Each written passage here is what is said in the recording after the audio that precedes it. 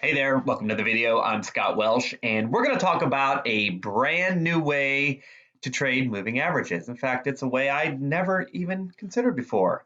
Interested? So am I. Let's get right to it. Three things today. We're going to talk about that unique idea, and I'm a little disappointed that I hadn't thought of it before.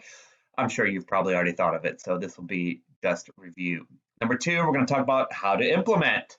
And number three, we're going to talk about how would the results be if we implemented this unique method. Let's get right to it. Of course, these are hypothetical numbers, and they're going to be some big numbers, so keep that in mind. These are testing numbers that I try to do as realistically as possible, but they are hypothetical and don't risk money you can't afford to lose. Okay, starting with moving averages. I love it. I love moving averages. One of the very first systems I ever studied used moving averages. When price crosses above, you go long, and price crosses below, you go short, that sort of thing. I use moving averages still today for filters. I use moving averages as proxies for fair value. Moving averages are awesome, but you start talking moving averages and people have a major gripe. They're lagging, right? And they are, of course, because it's the average of X amount of bars. And when you're adding up the average, you're not taking into consideration the dramatic change that's going on right now. And when you're trading, let's say, a moving average cross, which is what we're talking about today, and the fast moves above the slow, and we're going to go long, but while it's calculating that, the price has already started moving down today. So we're getting into a long trade when everything says it's going short, and thus it's lagging, frustrating, and terrible. So that's why people criticize moving averages. I get it. It's frustrating. Maybe that's why you don't use them. Now, many trend followers still do use them, but maybe that's why you don't, right? However, just came across an article because I love reading about trading, and they use moving averages completely different. It's brand new. Let's talk about that. What if we took multiple entries on the same instrument with different moving averages? You see, any moving average cross that you trade is going to be lagging, right? Maybe it'll be good for a while, and then you're going to get that twist out. You're going to get that signal when clearly you shouldn't be getting that signal in that direction, and it goes against you. They'll say, oh, I should have entered earlier. Oh, if only it had waited. Well, what this article said was, well, what if you just trade multiple versions of the moving average cross on one instrument? Therefore, you're getting in at different times and kind of getting rid of the lagging, or at least giving you more opportunities to not be stopped out. Are you intrigued? I'm intrigued. For example, we know the Golden Cross. We've talked about it before in videos and in the newsletter. When the 50 crosses the 200, it's very famous. They still talk about it on CNBC today. We know the Golden Cross. It's a moving average cross. When a 50 crosses above the 200, we buy, and when it crosses below, you sell. But what if we used a different cross? What if you used a different version? That's a completely different entry that's using completely different parameters.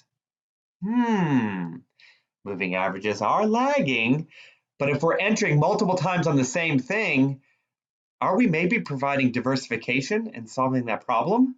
Fascinating, right? Well, it's one thing to think about it. It's another thing to actually do it. So we're going to run that test and share the results today. So we're going to take the best currency pair for trading, which is the euro dollar. I've talked about that before. Don't argue with me. It is, well, at least for now. And let's call back our old friend. Come on back, Golden Cross. I love the Golden Cross because it's been around forever and it does produce profit on a lot of instruments. So let's bring it back, okay?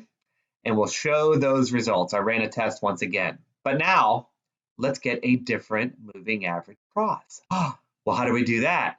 Well, you can't just go willy-nilly and just say, oh, I'm going to use the 2 and the 198 or something, right? The best way, according to the author and our own common sense, is to keep the same ratio. If you're going to drop one 10 points, drop the other by the same amount, right? Or in this case, we're going to take the 50 and lower that number down 20%, and take the 200 and lower that number down 20%. Why 20%? I don't know. I just did it. I don't know. I thought that was a nice change. So now we're also trading the 40 and the 160, right? So we just cut it, and we could cut it down 20% again and again and again, right? I just did it for an example.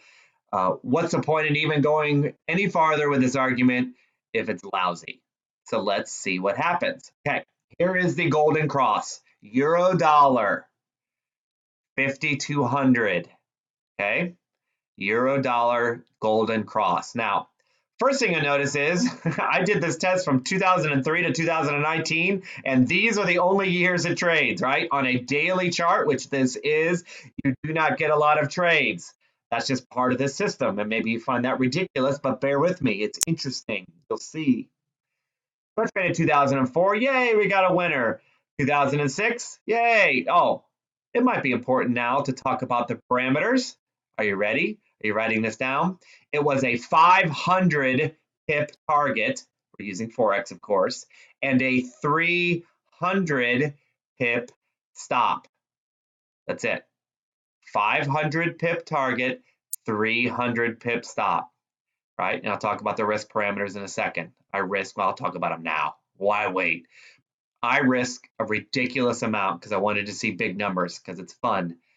I risked 16% of my hypothetical account on each trade. I know, it's ridiculous, but big numbers are fun. Okay, so I'm risking 16%, whatever that number is, on a hypothetical account. I think I used $50,000. Okay, so we're having fun with big numbers today. But I risked 16%, and I went for 500 pips and 300 top for both, long and short. There, you've got everything now. Let's move on. Here's what happened when we cut the numbers down 20%. So the 40, 160, and whoa, look at these numbers. Again, did not trade every year, but it traded more. Does that surprise you? We only cut the numbers down 20%. We got this many more trades. I find that crazy. But anyway, look at all the profit. Look at all that profit. $245,630 on a hypothetical $50,000 account. Now, you may wonder if I compounded each time. You bet your bottom dollar I compounded. I told you I wanted big numbers. So every time the account went up, we were risking more.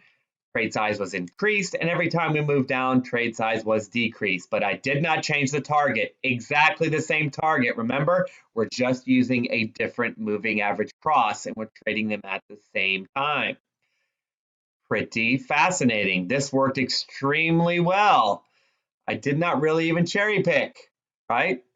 I just dropped the numbers down 20%, right? Now, I mentioned it already, but let's go over it again. I used way too much risk, right? I just wanted to see big numbers. I just wanted to do it.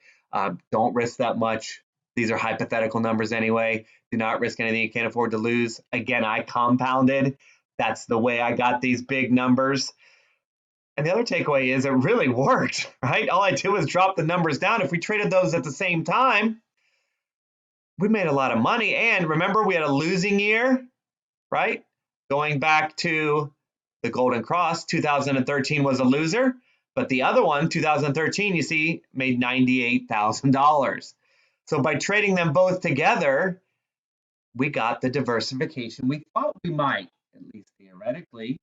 One moving average cross was winning while the other was losing. And we made a lot of money. So what do you think? Here's the bottom line. I've never heard of such a thing. Again, you probably have, but it's pretty fascinating. We could go farther than that. And in fact, in the newsletter, we do. I do many more variations of this, not just these two. We talk about the results. How many should you use? I don't know, 4 or 5. I wouldn't use 100, but it does open up the door for some interesting thought experiments, does it not? Furthermore, the author even said you could use this in day trading. So maybe you're using a 10-20 cross. Well, use a 5-10, or as long as you keep the ratios the same, you got a chance to not over optimize, right? And of course, I use 2 examples here. I use many more in the newsletter, and not everything's going to make all this much money, but at least it got us started in thinking. And maybe this is like a little way to turbocharge your account, right? But clearly, if we kept doing this, Not every combination would be profitable, but that doesn't mean it's not a good idea, right? This idea was an intriguing one. I thought it was interesting, and I wanted to share it with you. Maybe you find it interesting too, and maybe you can use it in your own trading. All right, that's all for this week. Bye for now. If you want to become a lifetime member, bye. Not for now. If you want to become a lifetime member, there's the information. Now it's goodbye. I'll see you next time.